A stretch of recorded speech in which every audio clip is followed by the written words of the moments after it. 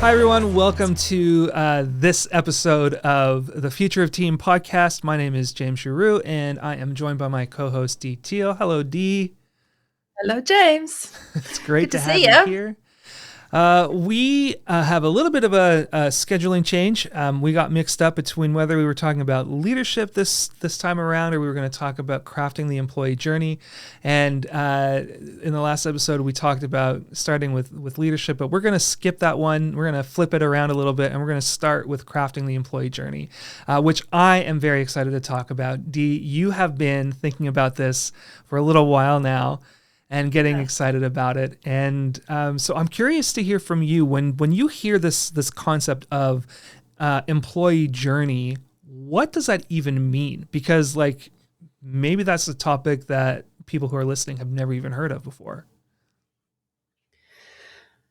Well, it's that whole sense of a person-focused approach to their journey. I mean, it's kind of an overused term, but the acquisition and starting with your company and the whole experience that they have until they're finished with your company for whatever reason that may be. It's that whole space of what is it like for somebody to actually I mean, what do we look like in the market to attract people? When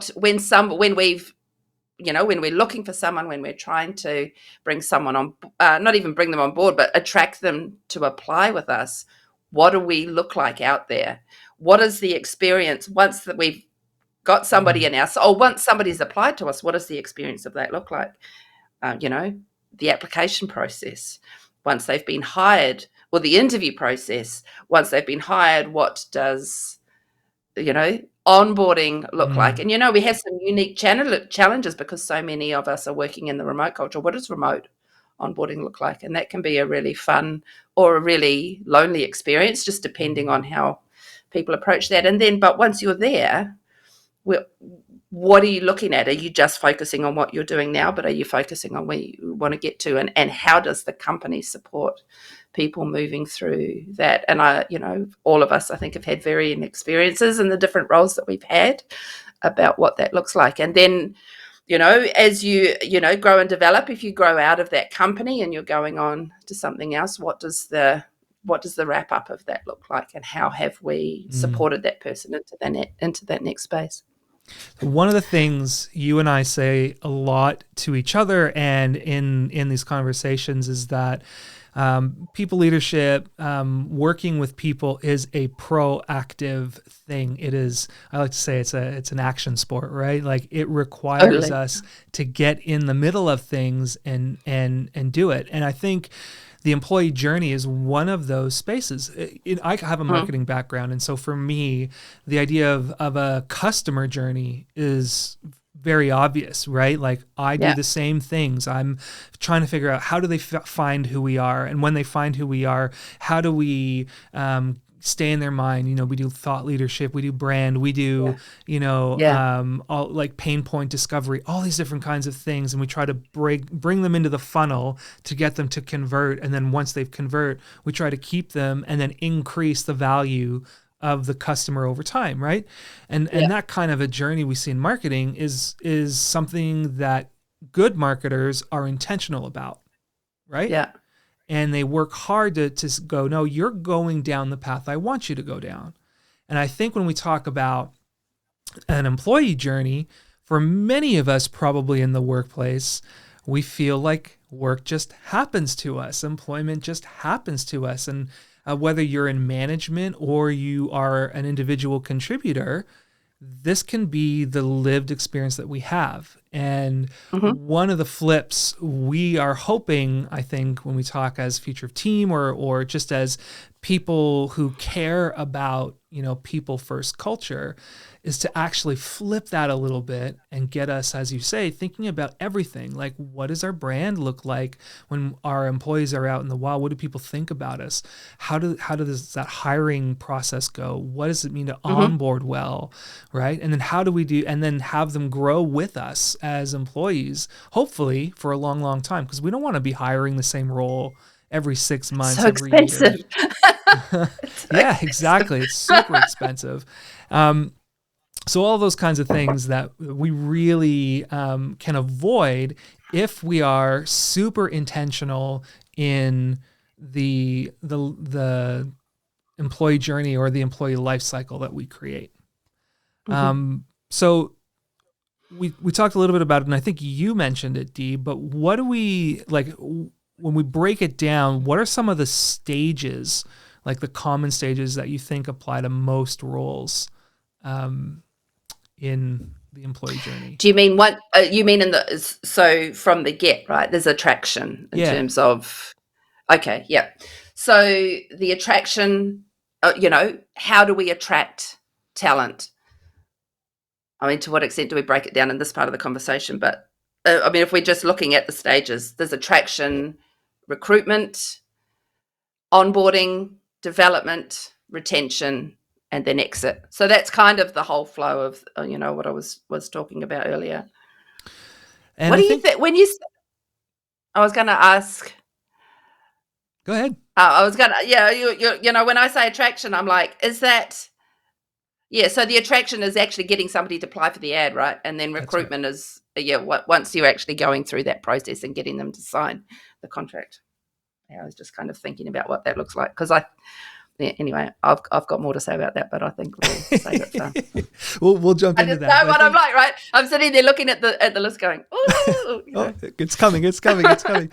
But one of the other things is, like, obviously you and I both have a WordPress background. That's been our Sure. world, and Yeah. WordPress is often remote first. That tends to be the environment. So not only are we talking about the concept of an employee journey or an employee life cycle, but we're also talking about it primarily in the context of remote and being fully Yeah. remote. And what does that look like? Yeah. Yeah. And I'll start with a story, and this is my story for the first, Sure. well, not maybe the first, but like the one of the big roles of my career that I've had, which is when I went to work for Envato. And it was about this season, actually. Right now, it's a few days shy of Christmas, 2023.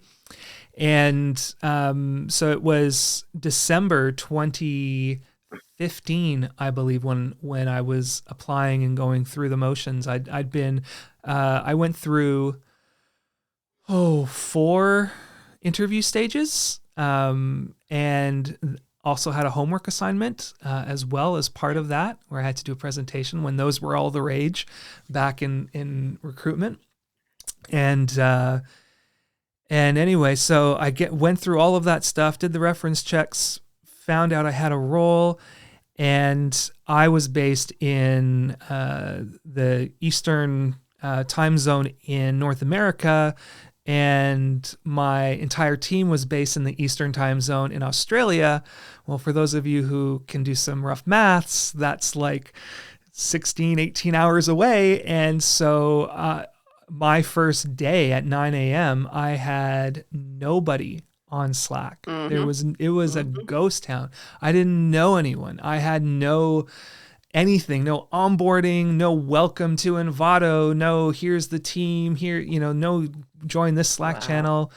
It was nothing. And I sat there, honestly, for the first couple of days with nothing to do, being like, what's going It's so on? awkward, right? When you're like, when you're Yeah. sitting there going, I'm taking their money and I am Yep. not contributing anything. Yeah, that feels really awkward and uncomfortable. Yeah.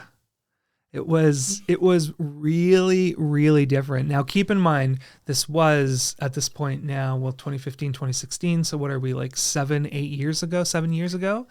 So systems have completely changed. COVID has completely Yeah. changed the way we approach all this stuff and the tooling that we have available.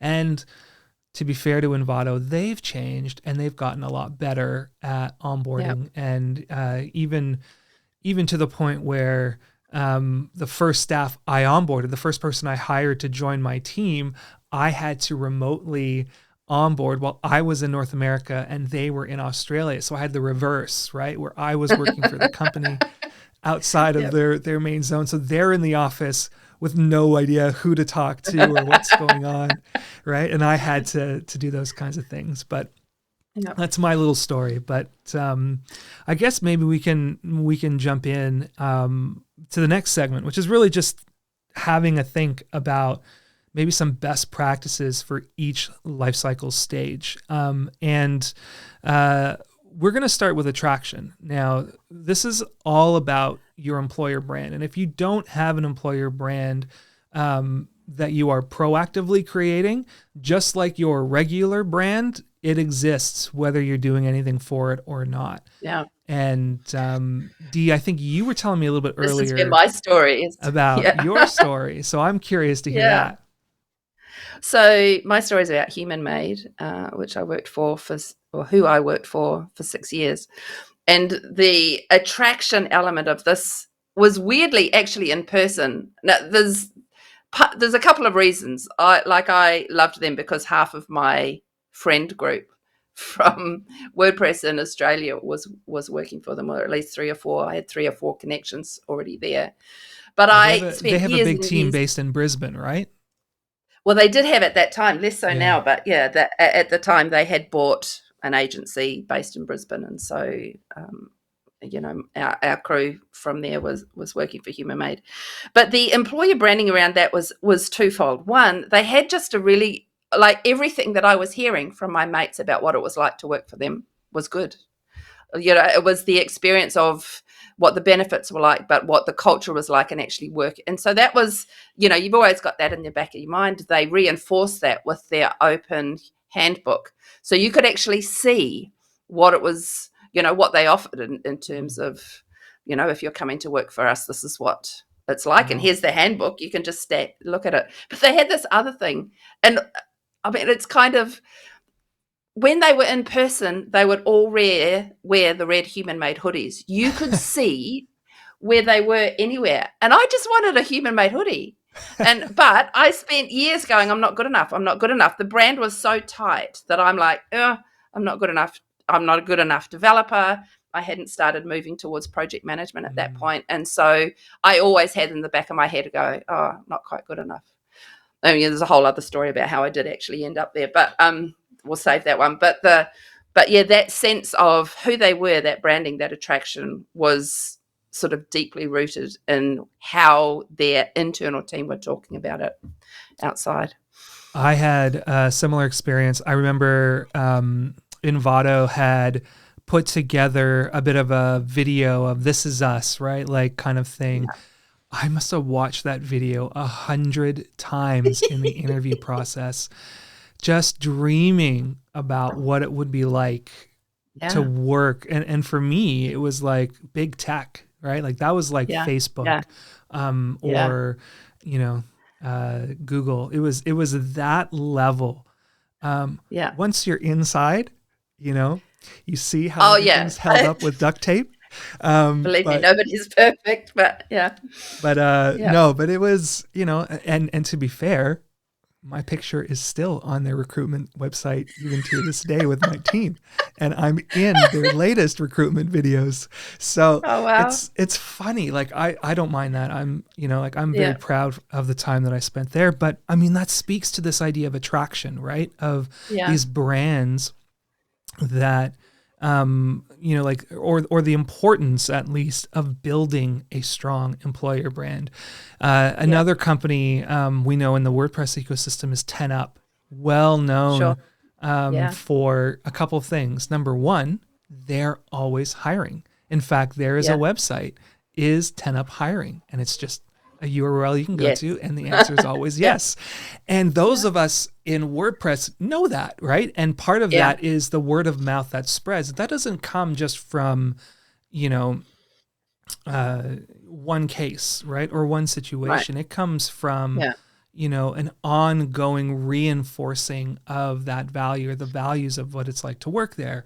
And so, as to be fair to everybody here, big brands, lots of probably capital or available revenue and money to spend on some of these things, or dedicated resourcing to invest in these kinds of things.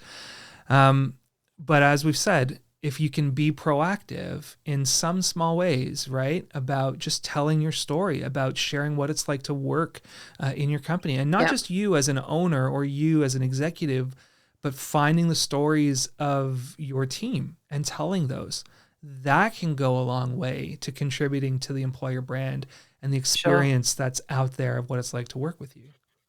Yeah, definitely. All right.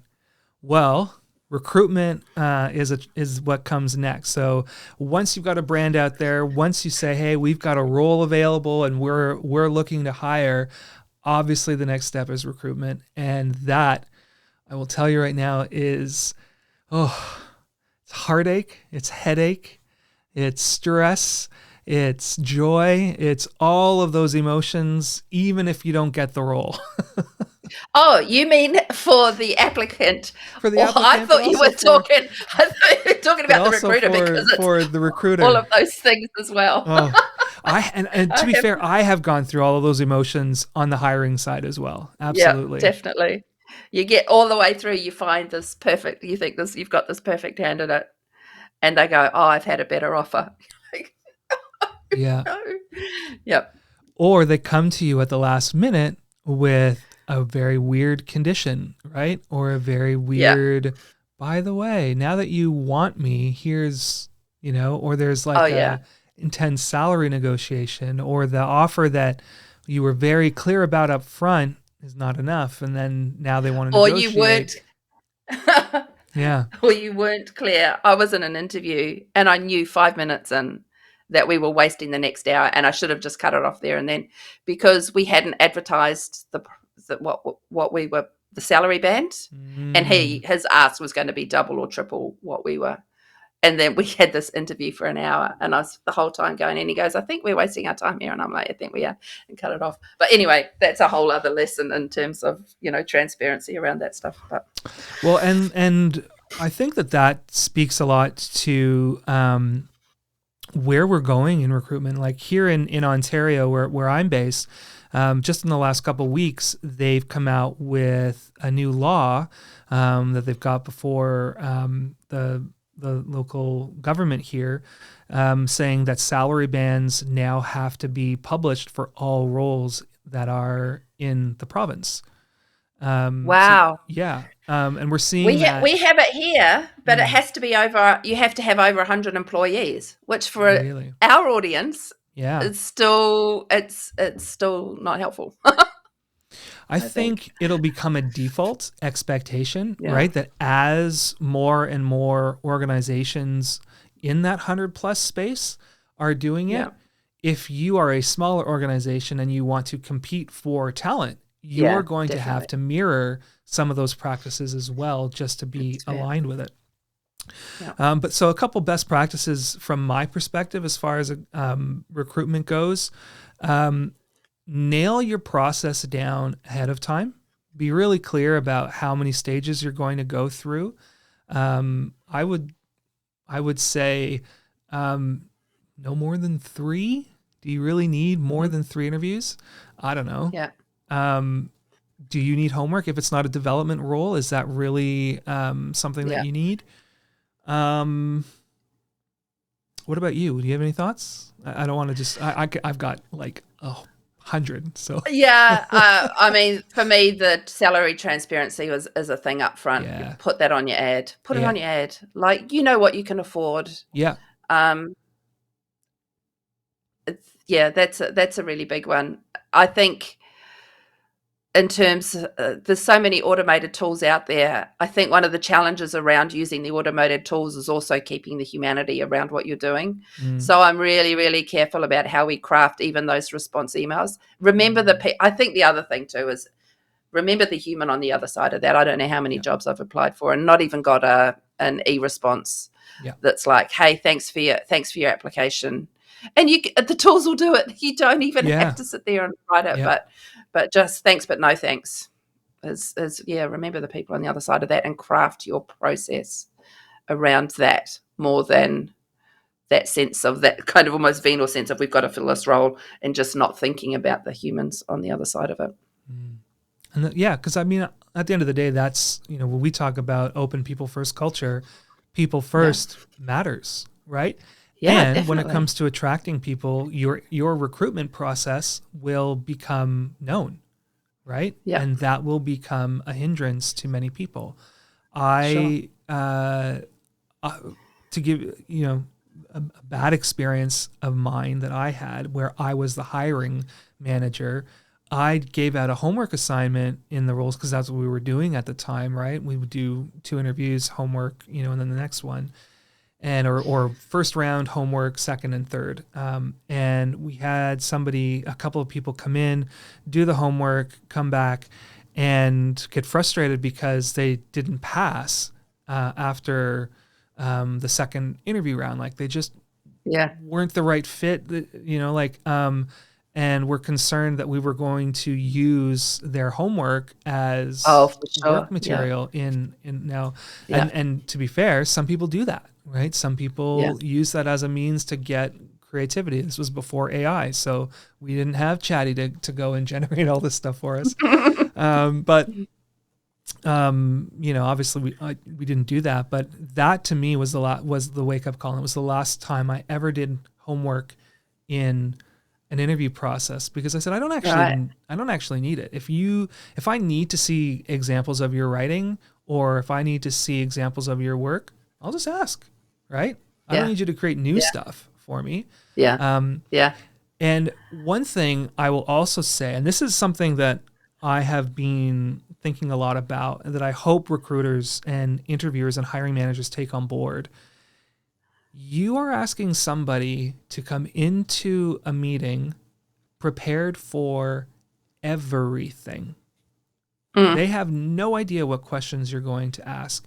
They have no idea the Yeah. context you're coming Wow. from. They have no idea why you are going for this role despite what you write in your job ad. They don't Yeah. know enough. And you are in an hour hoping to glean whether this candidate is going to be able to fulfill the needs that you have, right? Or fit the culture or have the chemistry and all those kinds of things. And I would just say one of the best things you can probably do for your candidates is approach it from the side of how do I set you up so that I'm getting yeses every step of the way rather Yeah. than I'm looking for the no, right? Or doing an interview in such Wow. a way to eliminate you. It's how do I set you up, right? And this is things as simple as you're struggling to answer that question in the interview. That's okay. Let me give you a minute to just pause and collect your thoughts. And maybe I can Yeah. tell you a little bit more about why that question is important to me as an interviewer Yeah.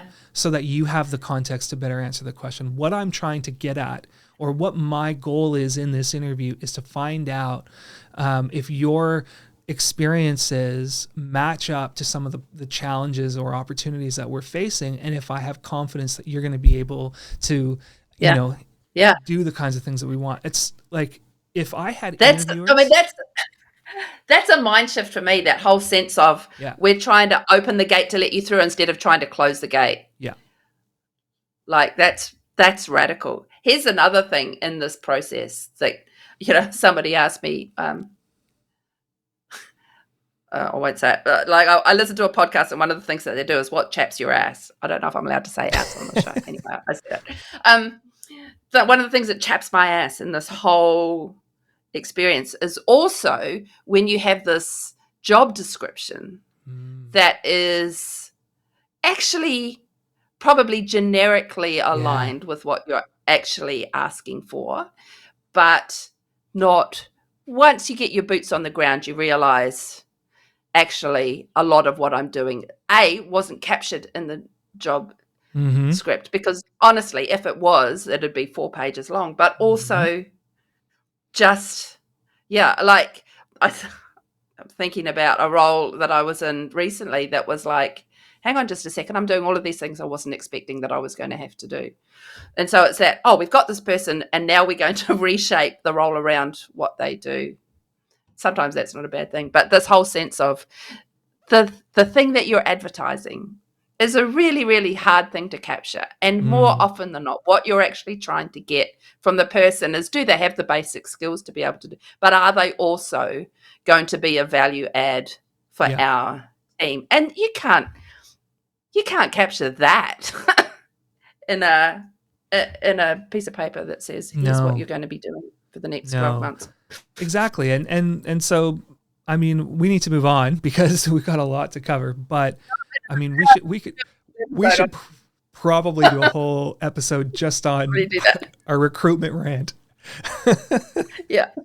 But let's really move easy. on. Okay, you've now been hired. You've gone through the process. Communication was great. You had clarity and transparency from the team. They got back to you within 2 to 3 business days every single time to let you know whether you made it to the next round or not. So the interview process that was 3 or 4 rounds that normally would take 3 or 4 weeks ended up only taking 2.5 weeks. Yes, you're in. Yeah. Not another rant. Congratulations. And now you're sitting there and you're being onboarded. What a great opportunity to be proactive again, right? Like, be action oriented. What do you think, Dee? What are your thoughts on that? Like, any like best practices or positive experiences? Positive experiences. We had, when I started with HM, we had a buddy. So you had somebody that was dedicated there to make your welcome warm, able to answer any questions, ideally at least close to your time zone so that they were there when you were there, able to answer, where do I find, this document or that document. I think one of the challenges of the remote work is we tend to rely a lot on, here's our handbook, read the handbook, day 1. Here's this, read that, day 2. Here's the team, here's a couple of meetings. Here's the Jira board.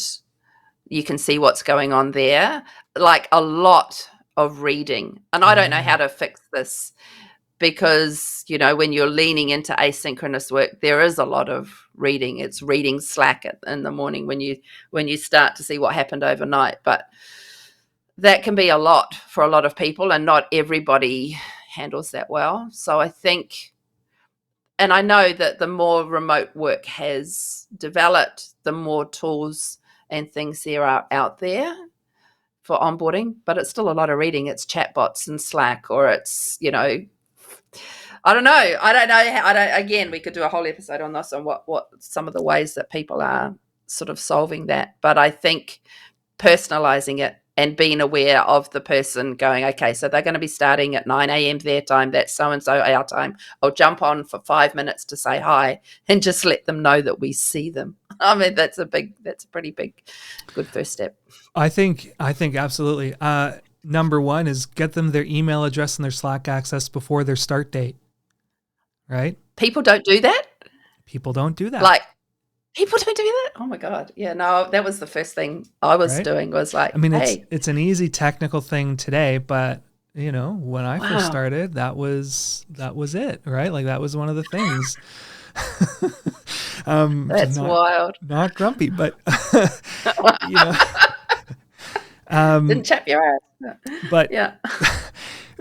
But even like some emails of what to expect, like, hey, you're coming up, your first day is next Monday, it's Wednesday of the week before. I just wanted to send you a quick note to let you know what to expect on your first day. Yeah. Right? You should be receiving an email from so-and-so with your temporary password, right?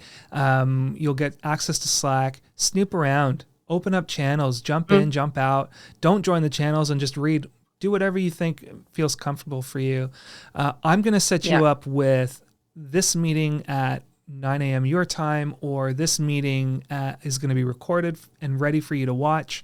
The first task you have is to write your bio, right?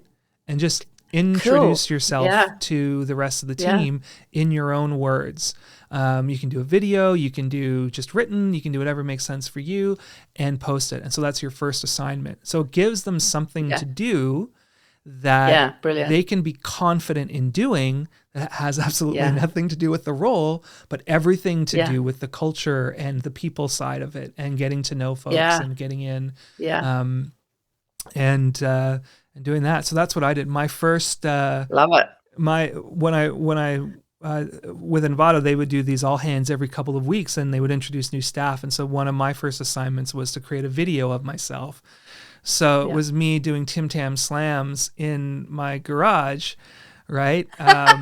With You're like, going to have to tell people what a Tim Tam oh, sorry. slam So is. a Tim Tam is a cookie, and you bite the corners. It's a chocolate covered like wafer cookie, and you bite the opposite corners of it, and then you suck tea or coffee Yeah. through it, and then you Coffee. slam it back in Yeah. your mouth. It's incredibly tasty. So, Um, but it's a very Australian thing. And I only knew about it because I had Aussie friends who'd come to Canada and had shown it to us. So we were doing yeah. that, and I was trying to ham up the whole Canadian thing, and while talking to Australians. So I was wearing like a plaid lumberjack It's jacket. going I to be was doing flannel. Yeah. woodwork in the garage, right? Like just really, oh hey, how y'all going, eh? Like trying to just drop the thick accent and all that. But meanwhile, having like Aussie, I think it was like AC/DC music in the background, like just everything I could Perfect. pull that was like Aussie, just to like offset it, Yeah. just for fun. Yeah. But that was me, and it showcased me and allowed me to bring some of my creativity into the mix. And I think like those are the kinds of things that help individuals connect. And not everyone's going to be like me and do that. And you might Yeah. not realize that me making that video, like I'm a super introvert, and you would not have guessed that from that video. Right. But yeah, onboarding things that help get people connected and help getting them feel productive, even Yeah. if you're not ready yet to hand over specific tasks. Who are like Right. your job as a hiring manager is to get them meeting as many people as possible, sitting in on conversations that they need to be a part of or don't need to be a part of, but would be Yeah. good for them to just have as context, right? Yeah. Doing the reading, I would avoid, having them sit through IT security or those kinds of Yeah. things as their first thing, Yeah. because getting them into the team, in my opinion, is more important. Now, again, there's probably security and legal and compliance reasons Yeah. why things are done in specific orders, health and safety, depending on your jurisdiction. So I'm not advocating going Yeah. against that, but if you have some control over the timing of things, be people first, right? Like consider the perspective of them, and rather than checking the boxes you have to get checked off as an HR manager or as a hiring manager, think about it from their perspective and what's going to be the best fit and the best win for them. I wonder if there's scope for taking a particular phrase out of the vocabulary in this situation. And that phrase is hitting the ground running. Oh, Because it sounds like there is this expectation in that whole time of you need to be productive from the minute that you get there. And I can say from the role that I'm in now, it took me 6 months to feel, because there was a huge transition in my head from the culture that I'd come from to the culture that I was in now. There was this huge transition into the kind of elements of the role that I was doing that was really different. And the sense of you need to be productive and paying your way from the minute that you get on the ground. Even if that's not what is meant to be communicated, is, it's another well, and one there's a of sense my teeth. even as a new recruit of wanting to show you the value, wanting to Yeah, repay that trust, right? Or that, sure. whatever in doing it. I am, I think I got burned by this a couple of times in roles where I was very capable at doing the wrong things, right? They were the right things in the previous role, but they were the wrong things in the Sure. current role. Yeah. But Yeah. because of that high capacity, right? Like I can do a lot of things, right? Like you throw something at me, I can do it.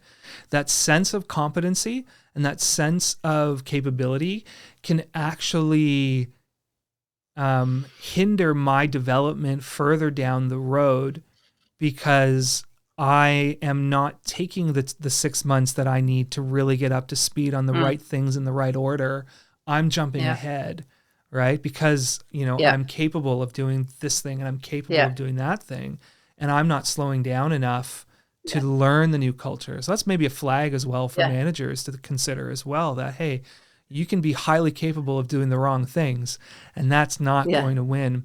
But it's a good also segue potentially into the next thing, which is development, right? And this idea of you've got people, and keep in mind, we're in the context of the employee journey of how they're growing. They've onboarded now, they've been with you 6 months, they're moving into the things, they've demonstrated capability. How do you then keep them moving forward? How do you help them to keep growing? Well, if we're using the analogy of a journey, right, you have the signposts that they Yeah. can follow. So you have to know where that journey is going and knowing what the destination is. Um, I had the great fortune of helping set up a development or progression framework. Um, with it was with Human Made actually. So the whole company was going through this process, and so put a number of things in place for those of us who were managing teams and managing groups to be able to kind of start this process. And so we gathered all of the skills that we knew that we needed for our team, and we mapped all of those skills into a really clear framework of what we would expect you to have as an intern, what we would expect you to have as a junior or an intermediate. And this was, of course, I was managing the project managers, so this was all the project management skills. And then most of the team that we had were senior or close to senior. If you were wanting to go further, what would that look like? Mm. And it was really clear. So, and I mean, the great beauty of having that document, in the same way that the great beauty of having a document that shows your values, is that you've got something to keep pointing back to. So, as a manager, if I've got a team member in front of me and we're working on their performance, half yearly or annual performance review, we know all of the things that we want to hook onto. I know the skills that they need to be just demonstrating in the role there. I know where they need to level up, and so we can talk about that. But also we can have that conversation. Well, where do you want to get to? Well, I want to get to this level. Okay, well, here are the steps these are the competencies that we need you to demonstrate. So now we can have a conversation about, these are all the things I'm going to have to work on to get there. And then me as their manager and them as the contributor can go, well, we know the journey that we're going on now, and we've got the signposts that actually can get us from one point to the next. I don't know why more people don't do it.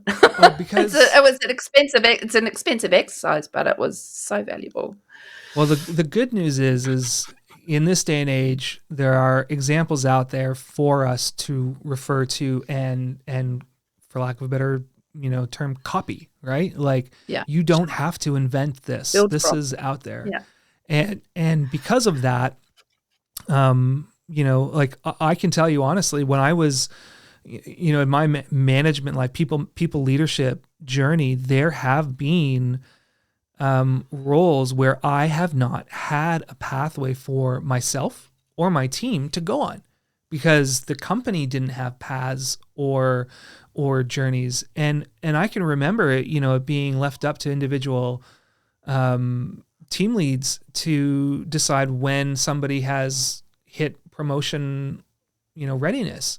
How different would the conversations I would have had with my team in some of those situations if we were both sitting around the table going, all right, our goal is to get you promoted, right? And Yeah. together Yeah. we're gonna work on getting you Yeah. promoted because that's awesome, right? And Yeah. that wins for everyone, right? Like the company Yeah. wants you to be Yeah. promoted, I want you to be promoted, you want to be promoted, right? It's a game changer as far as like the relationship dynamic you have. I'm not here to as a people lead to get you in trouble. I'm here to empower and support you to grow in your journey because the more competencies you display, the more valuable you become to the company, the more opportunities you're going to get to work on bigger adventurous projects and products. Like there's just so much. Well, when you're in that too, sorry, I feel like I cut you off then, but No, when you're go in good. that and you're the contributor, right? Yeah. How much more engaged are Yeah. you Yeah. in your work? How Yeah. much easier is it? I mean, are we going to jump right into retention at this point, right? How much easier is it to keep staff if they've got a reason to stay? Exactly. If they Exactly. know why they're And staying, if they know where they're going. Oh, yeah. There and it's no linked, brainer. right? Develop to me, Yeah, development, continuous learning, career progression, all of that is linked to retention. And sure. this is ultimately why people leave. People don't leave because, you know, the work they're doing or the role they have isn't great. It's because it's not going anywhere. They feel Yeah, stuck. yeah, That's why yeah, people leave. Now, not everyone, but yeah. you know, Not all, let's and it's not the only reason, but that's not the only reason. it's Yeah, a but huge factor. yeah. And I think that, you know, part of that comes down to that. Like there's more we can be doing, you know, and I think too, like this is a thing we talk about in people leadership and management where your role becomes different to the what you were doing before when you were an individual contributor. Your work is no Mm, longer the deliverable itself. You're not working on the deliverable. Your deliverable is your people, the team that you're yeah, managing and cultivating.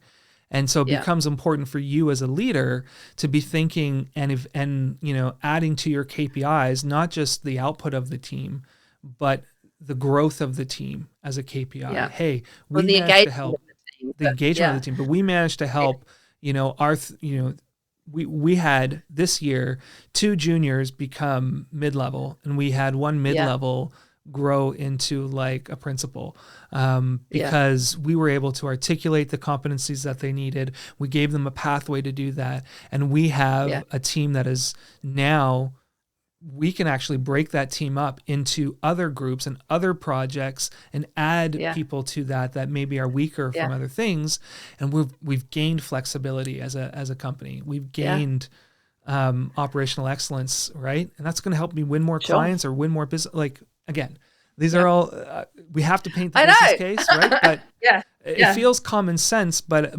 what stops us doing all of these things is probably not knowing where to start. So that's why we're talking about this and giving you some yeah, ideas. yeah, But ultimately, eventually, there does come a point in time where maybe the work is monotonous or you hit that ceiling or there's a just situation yeah, that happens where you know the company can't afford to keep staff or there's a downturn, whatever.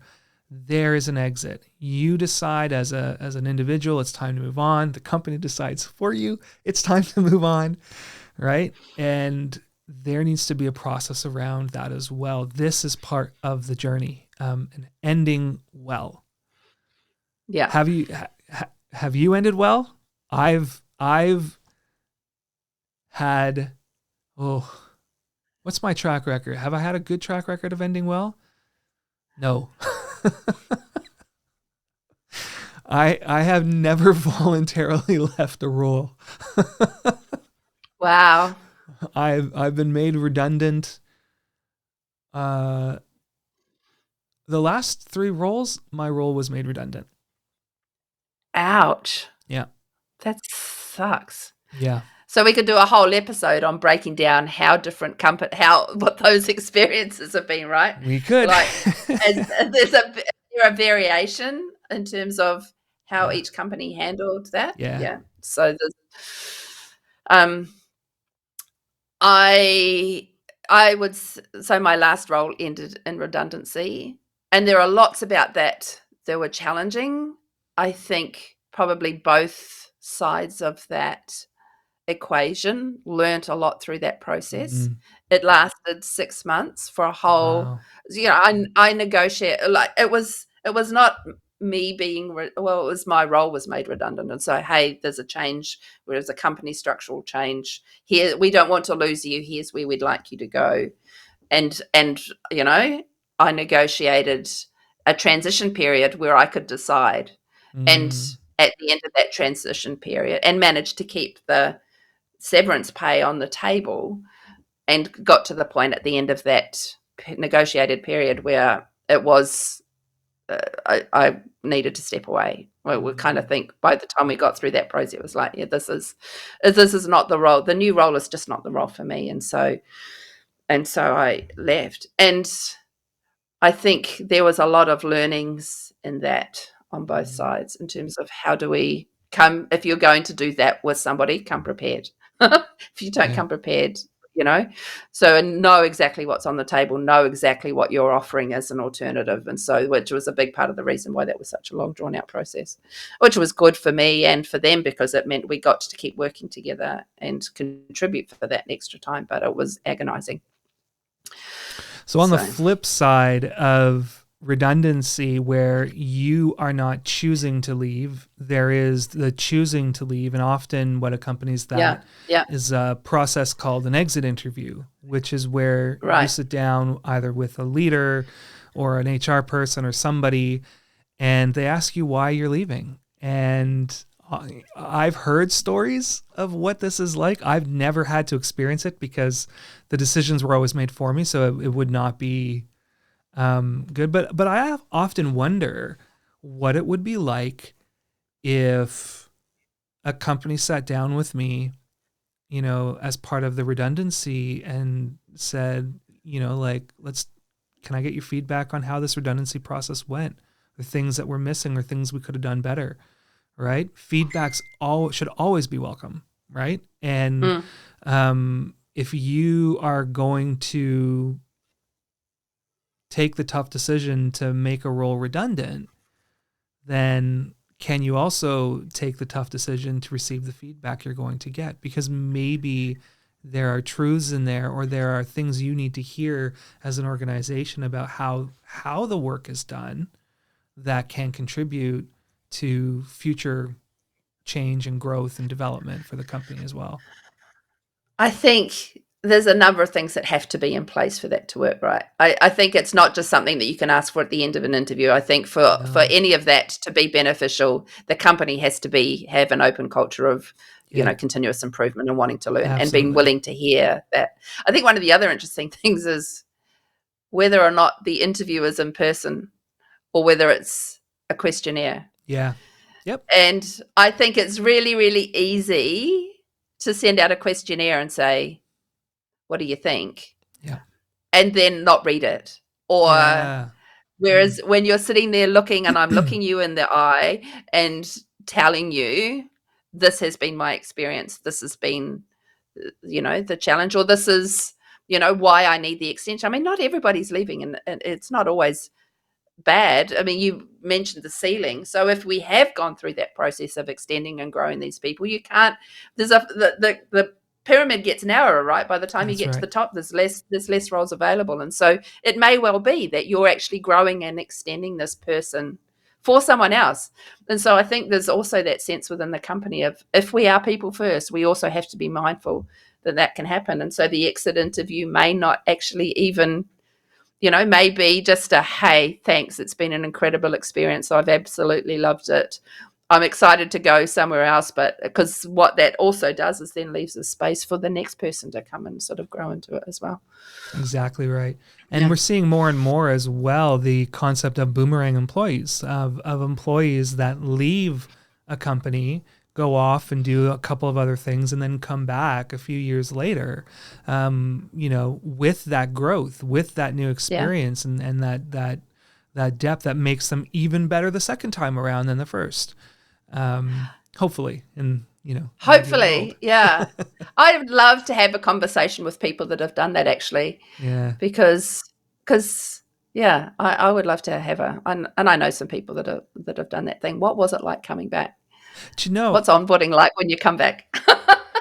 You know, like considering the companies I've worked for in the past, I could go back and work for a couple of them. Yeah. Genuinely. Sure. Right? Yeah. I think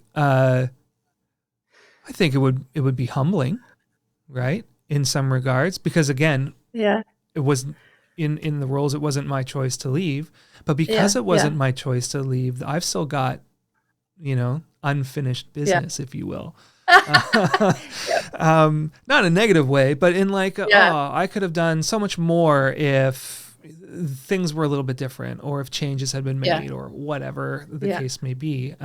So I think getting there, exits aren't necessarily always enjoyable, right? Yeah. They can be freeing for the person who's leaving, you know, Sure. on both sides, right? Like there may Yeah. be a hiring manager or a manager that's like, yes, Yeah. when somebody heads off, and that's okay too, right? The other Yeah. thing I wanted to think, we don't have a ton of time. We're probably well and truly over at this point. Is just to mention as well, in the world of redundancy, there is survivor's guilt, and that's another whole angle. We could probably spend Oh, an yeah. entire episode just talking about managing your team that's left over after a redundancy Yeah. round. I've talked It's to huge. a number of people in the WordPress ecosystem who've gone through redundancy rounds this in 2023. It's been a big year for that. And that's one of the things that comes through is, it was tough, right? We had a lot of work to Yeah. get the team back together, build that sense of camaraderie and excitement and engagement around our vision. How can we be excited and engaged, and have permission to be happy Yeah. when, a bunch of my colleagues have just been made redundant? Like it's Yeah. yeah, it's tough. That is tough. Well, we have talked a lot. We've gone over the different stages of the employee journey. We've probably talked way too much at this point. This is a big topic. A couple of things maybe just to wrap up is that the number one thing I say, be intentional, whether it's in attraction or retention or onboarding, all throughout the entire employee life cycle. Figure Yeah. out how to be intentional about where you're taking your staff, where you're taking your team. Yeah. That is the number one takeaway that I could give anyone. I don't know if you've got anything to Yeah. add to that, Dee.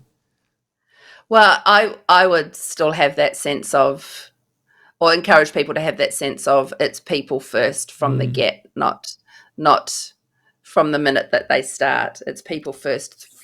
So what is our experience like in thinking through and making all of those plans with what's the experience of this going to be like for the people that we're trying to attract and recruit? Now, I have the kind of personality where I like to have all of this stuff figured out before I start anything and have it all done. Yeah. That's not always possible. You're not always going to be able to have all of these ducks in a row.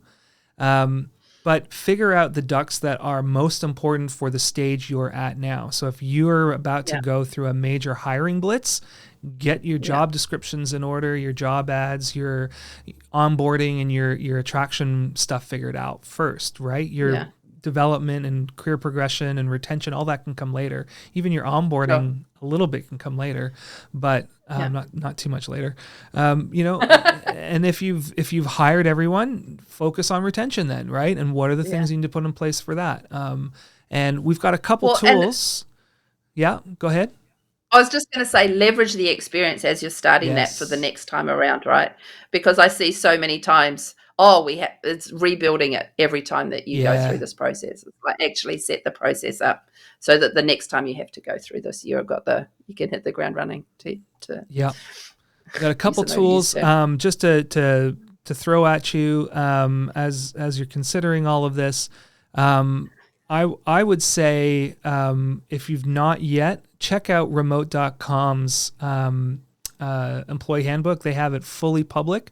One of the really cool things about that is you can go into it and see their career pathways, career progressions, and all that kind of stuff.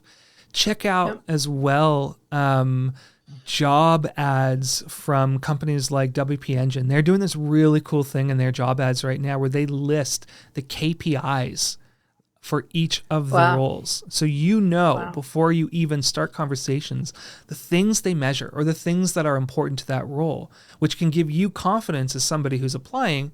I know how to measure that, or I know how to manipulate that KPI towards the result that most companies would want. And I just think that's really cool. Any tools or things from you for folks in this No, I space? think that's pretty good coverage. But I would also, if there are companies that you are interested in go looking at their websites. I've mentioned Human Made in their handbook. That's always worth a look. I often use that to measure what I'm seeing in other places, which is probably an unfair way to approach it. But I mean, certainly when you're in the market for a job and it's challenging, it's my recommendation to people is looking at the companies. It's not you're interviewing them as much as they're interviewing you, and so do that research. I'm sure this is overused too, but do that research around the company that you want to go to, because you actually know who you're talking to before you sort of get in there. Awesome.